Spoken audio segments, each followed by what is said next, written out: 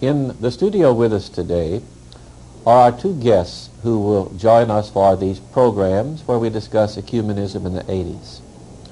Our first guest is Dr. Albert C. Outler, who is Professor Emeritus of Theology at Perkins School of Theology at Southern Methodist University. Dr. Outler is uniquely qualified to share with us in this experience because he served as Dean of the Protestant Observers at the Second Vatican Council. He participated in the World Council of Churches assemblies in Evanston, Illinois, and in New Delhi prior to the council. In addition to that, he is a church historian and has the unique privilege, or had the unique privilege, of being the first non-Catholic to serve as president of the Catholic Historical Association in the United States. So we are delighted to have Dr. Outler with us for these three programs. Our second guest, equally distinguished, is Msgr. Robert Rehkemper, the Vicar General of the Diocese of Dallas, Texas. Msgr. Rehkemper is also a veteran of the ecumenical movement. Msgr. Rehkemper is among the 16 who drew up the Constitution that was the founding document of the Texas Conference of Churches. He subsequently has served as chairman of the Department of Christian Unity for the Texas Conference of Churches and is presently vice president of that statewide ecumenical body. He also is ecumenical officer for the Diocese of Dallas, a post he has held since the Second Vatican Council. And in addition to that, he is presently serving as vice chairman of the Greater Dallas Community of Churches. So we welcome Msgr. Rehkemper as our other distinguished expert for these three programs. Dr. Outler, I would like to ask you to open up our discussion by going to the roots. I think we probably would have to say that the roots of the ecumenical movement would be found in the Reformation. But the ecumenical movement as we know it today, and particularly the term ecumenism, has roots that are a little bit more recent. Would you tell us a little bit about the beginnings? Yes, you see, the Reformers assumed that as their turn to the Scriptures succeeded in dislodging what they had understood to be the dominance of the papacy, that there would be unity as a matter of course. And when this did not happen, there was a real difficulty that resulted in religious controversy and division. And out of that came the pattern of denominationalism, namely of separate groups forming themselves into autonomous churches that were, in one sense, not only separated, but competitive and mutually aggressive and defensive. This created a great deal of trouble through the 17th and 18th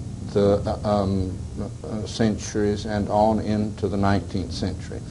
Toward the end of the 19th century, and particularly in the universities and on the mission fields, these old patterns that had been normal enough in Europe and America began to erode, to disintegrate. And it was discovered that there was a great deal more unity than they had expected amongst students who did not see the point to the old patterns anyhow, and amongst missionaries who found that they could work very much more effectively if they worked in common and in collaboration. This then is why out of the World Student Federation and of the World Missionary Council came the first great ecumenical conference of the modern era in 1910 in Edinburgh. And from then on, we have had what I would regard as the modern ecumenical movement. was it true that the Faith and Order movement was the precursor, if you will, of the modern ecumenical movement? No, strangely enough, it came along last because the people who were interested in collaboration believed that doctrine was a divisive or a separating element, and they wanted to keep that as far out of the picture as possible. They had even a motto that service unites, doctrine divides. And so the early ecumenical conferences placed all their emphasis upon common action in life and Christian life and work. And it was only in the middle of the only in the middle of the third decade of the 20th century that people began to believe that now that they had learned to cooperate in practical affairs, they might turn to doctrine. And the first Faith and Order Conference was not held until 1927. That's interesting. Monsignor, the Catholic Church during this period of time was in a counter-Reformation stance. What recognition, if any, did the Church take of this ferment within the Protestant communions that Dr. Outler has been describing? Well, the Church certainly was conscious of these meetings, but it was in 1927 that Pope Pius XI, in his encyclical letter to the bishops of the world, kind of brought into focus the position of the Catholic Church at that time. The Church was aloof to the movements for church unity outside of her ranks, the movements that are taking place among the non-Catholics of the world. She felt that in reaction to the Reformation, that it was up to the Protestant churches to work toward their unity, but to come and to be united with Rome again, and to restore the unity that did exist before the Reformation. So I don't think you can say the Church felt there was an ecumenical problem within her ranks. She felt that it was very important for the churches that were not Roman Catholic to become united, yes. But she did not believe that she should have any part in the pan-Christian activities. As a matter of fact, Pius XI said that the bishops and the people were not to take part in it. I think that you've used some terms that maybe we need to stop and reflect on here. You talked about pan-Christian, and we've used the term ecumenical. Perhaps what I hear you saying is that the Roman Catholic Church saw the term ecumenical in an entirely different light than the Protestant churches did. Would that be accurate to say that? Yes, I believe so. First of all, the Protestant churches recognized the division into a number of different denominations. I think there are around 200 different denominations as a result of the Reformation, you see. And certainly realizing that they needed to have a united front in order to present the message of Christ in the missionary fields particularly, the churches became very, very conscious of their divisions and wanted to do something to restore unity. The Catholic Church felt she was already united, and she also felt that unity would come about only if the Protestant churches would come back to Rome. Now, I think the Church was happy to see the pan-Christian movements because this meant that she could deal with not 200 different denominations, but maybe with the World Council of Churches in restoring Christian unity. The pan-Christian is then a Catholic term and a Catholic view of the ecumenical movement. Would that be accurate to say that? I think so, yes, I think so. And you will remember that very early on, after Edinburgh and the conference in Stockholm, that the Orthodox joined in this new ecumenical movement and this series of conferences very largely in order to be a tutor to these separated Protestants, not regarding the Orthodox and any one of these churches as peers or equals. But here are the Protestants in the ferment of trying to discover their lost unity. And Orthodoxy offered its good offices in guiding and helping them toward a greater and more authentic unity. And it was that vision of all of these different Protestant denominations, actually closer to 500 than 200, that and the Orthodox, that gave Rome this notion of a pan-Christian movement outside the reach and jurisdiction of Rome. Was the Orthodox involvement a surprise?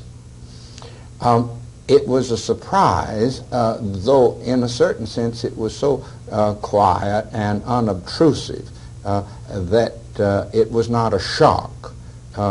They came and they made the terms of their participation quite clear from the very beginning. They had not come to call us back to Constantinople. They had come to join with us in teaching us how to recover our lost unity.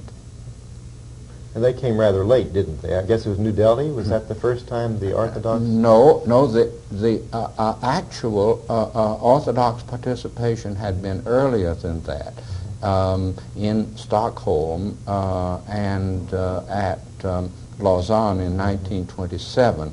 What happened in New Delhi was that the Russian Orthodox came in as full members. But the Ecumenical Patriarchate at Constantinople and the Orthodox churches of Athens and of North and South America and of Romania and the Balkan states had representatives in both the World Council of Life and Work and in the conferences on missions. For example, there were Orthodox in the Jerusalem Conference in 1929. That's it.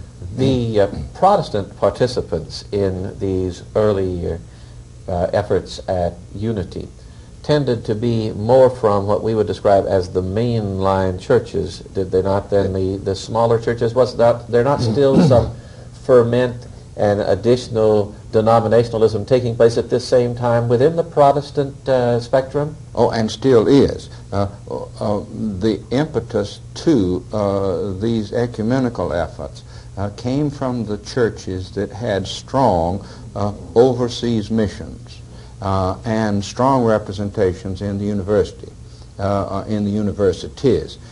And obviously that then would mean the mainline groups who had already begun to cooperate within the denominational settings. For example, the World Methodist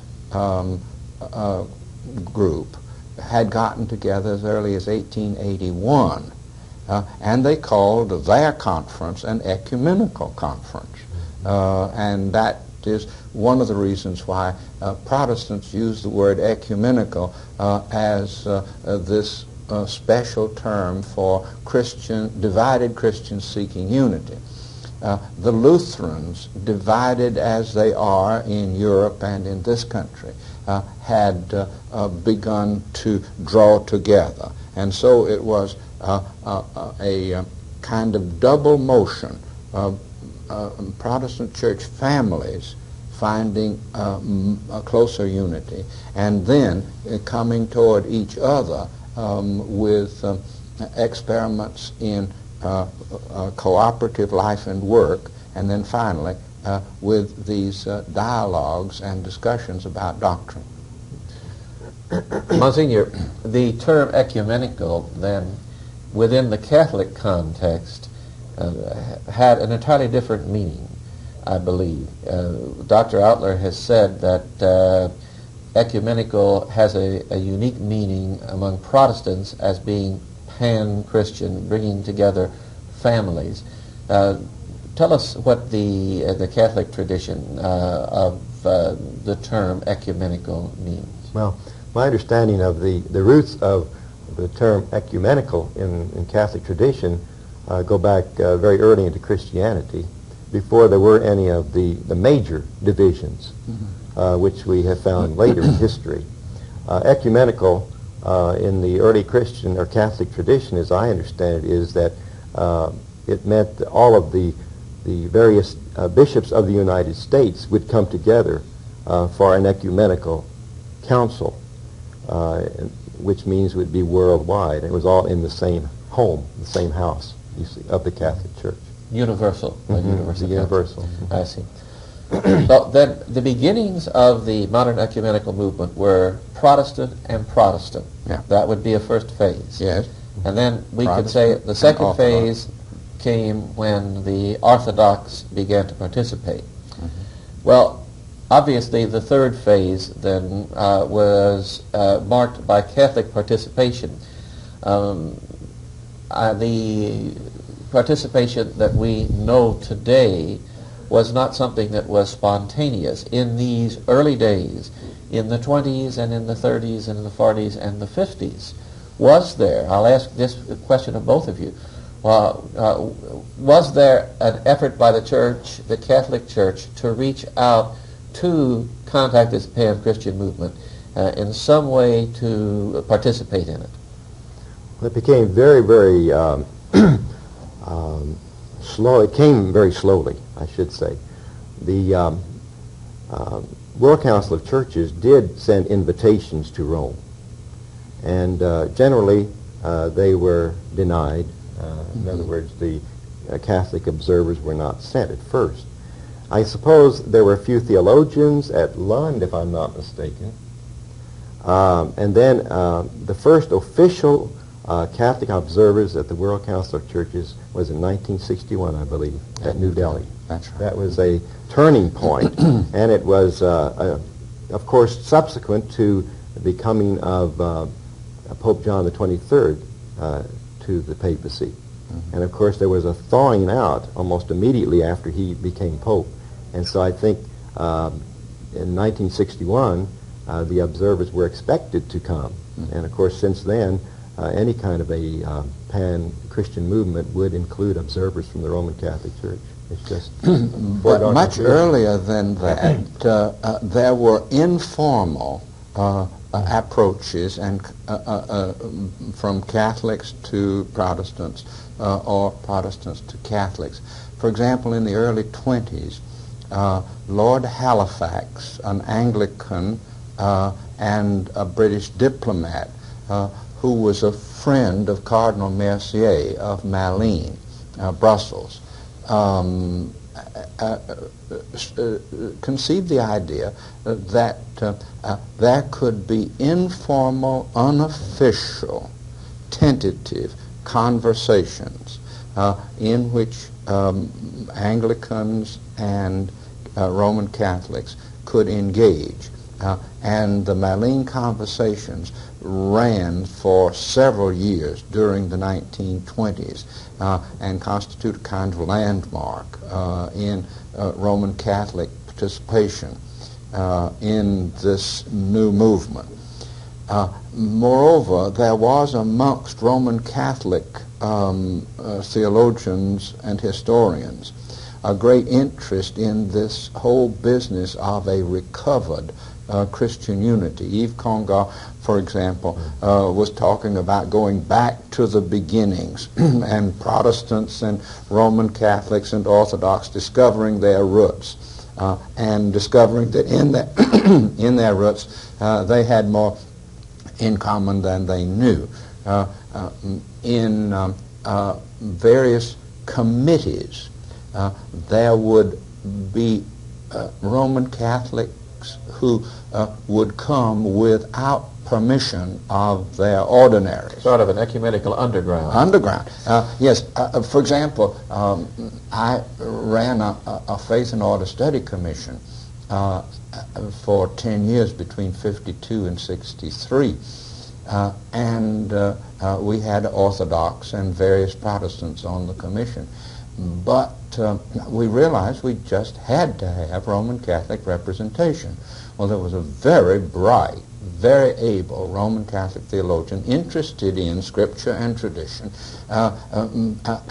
so we couldn't invite him, and he couldn't ask his bishop for permission to attend. But word would get to him that the commission might be meeting, and he was a great friend, personal friend of one of our members, and if he happened to show up, we couldn't turn him away, and he was not there under any official rubric. He also, however, stayed long enough to teach us a great deal, and we profited from that.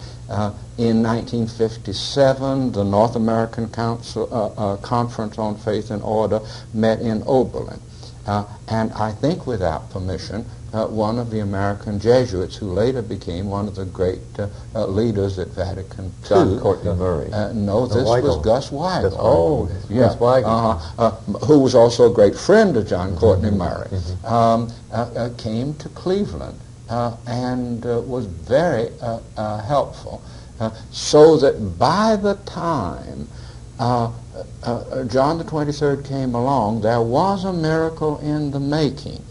The Spirit had moved both in Roman Catholic circles and in Protestant circles to bring about a new atmosphere, not a new position, but a new climate.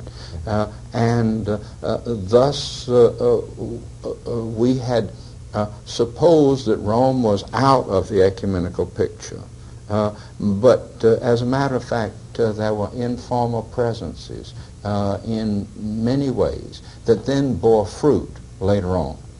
It seems to me, and I'd like to address this question of Msgr here, it seems that what I am hearing is that to a considerable extent, the development of modern scholarship, theological scholarship, biblical scholarship, turned out to be a catalyst to this. Would this be true? Yes, I definitely think it is true. The renewed work between Catholic scholars and Protestant scholars in reference to the Scripture, I think had a lot to do with the improved climate, which brought about the importance of the ecumenical movement in regard to Vatican II. And the establishment, the Pontifical Biblical Institute had been established beforehand, but it got a new charter in effect from Pius XII in the encyclical on De Divino Afflante Spiritus. And that gave Roman Catholic scholars a kind of liberty to apply contemporary historical critical methods. It also opened up dialogue between the Pontifical Biblical Institute and the other groups of working scholars.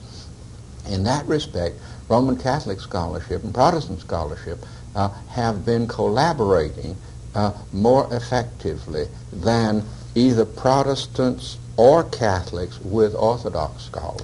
Was there, though, at the same time, a suspicion as to the motives of the Catholics in becoming involved in this? I don't think so.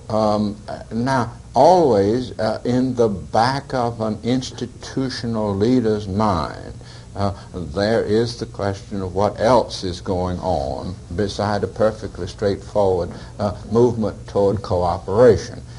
And then also amongst the people, there were the old prejudices against Catholics or Catholics against Protestants.